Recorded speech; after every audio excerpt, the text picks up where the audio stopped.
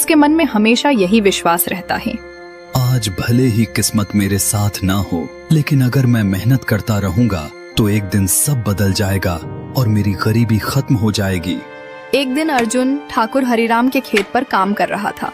हरिराम पास के एक बड़े बरगद के पेड़ के नीचे बैठा अपने खेत की देखरेख कर रहा था। अर्जुन अपने काम में पूरी लगन से जुटा हुआ था। तभी उसकी नजर पड़ी कि ठाकुर हरिराम बहुत उदास और चिंता में डूबे हुए हैं।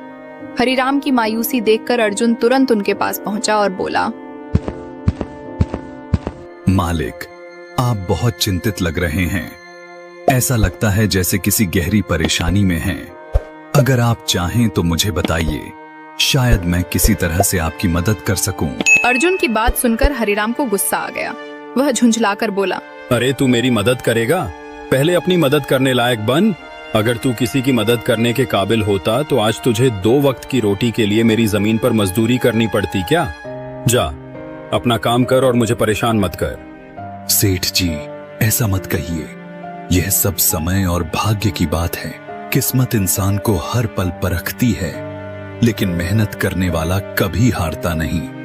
आज भले ही मेरी किस्मत मेरे साथ न हो, पर मुझे यकीन है कि अगर मैं ईमानदारी और लगन से मेहनत करता रहूंगा तो एक दिन किस्मत भी मेरे पक्ष में झुक जाएगी। मेहनत और धैर्य से तकदीर के दरवाजे खुलने में भले देर हो, लेकिन मेहनत कभी व्यर्थ नहीं जाती। अर्जुन की बातें सुनकर ठाकुर हरिराम का चेहरा खिल उठा। हरिराम ने गहरी सांस लेकर कहा, अर्जुन, मैं एक बड़ी मुसीबत में फंस गया हूँ। मुझे इसका कोई हल नजर नहीं आ रहा। दरअसल हमारे गांव में मेरे पिता की एक पुश्तैनी जमीन है। वह जमीन कई पीढ़ियों से हमारे परिवार के पास रही है। उस पर मेरा और मेरे छोटे भाई का हक है, लेकिन गांव के ही कुछ लोग, बाप और बेटे दोनों, ने उस जमीन पर कब्जा कर लिया है।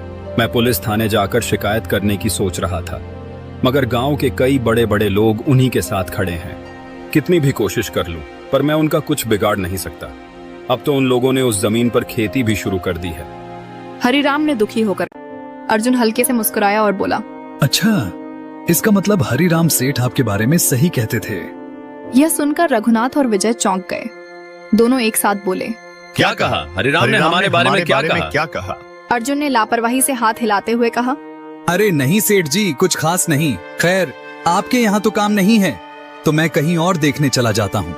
अर्जुन वहाँ से जाने के लिए मुड़ा ही था कि रघुनाथ और विजय को शंका हुई। उन्होंने तुरंत अर्जुन को रोककर कहा, ठहरो, हमें साफ साफ बताओ, हरिराम ने हमारे बारे में आखिर क्या कहा है?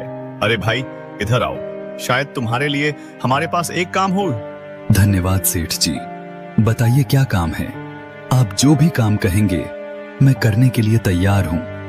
आखिर मेरे बूढ़े माता पिता का पेट पालना है। सब्र रखो, काम तो हम तुम्हें बता ही देंगे। पहले यह बताओ, हरिराम हमारे बारे में क्या कह रहा था? सेठ जी, मैं पहले ठाकुर हरिराम के यहाँ काम करता था, लेकिन वह बहुत कंजूस और रूखा इंसान है। मैं वहां दिन रात मेहनत करता था, पर इतनी मेहनत के बाद भी वह मुझे सही मजदूरी नहीं देता था। कल इसी बात पर मेरी उससे कहासुनी हो गई। फिर क्या हुआ? उसने हमारे बारे में क्या कहा? अर्जुन ने गहरी सांस लेकर कहा, जब मेरी हरिराम से बहस हो रही थी, तब उसने मुझे कहा कि पूरे गांव में उससे ज्यादा कोई मजदूरी नहीं देता। इस पर मुझे गुस्सा आ गया और मैंने कह दिया कि गांव के सबसे बड़े जमींदार रघुनाथ सेठ और विजय सेठ अपने मजदूरों को सबसे अच्छी मजदूरी देते हैं।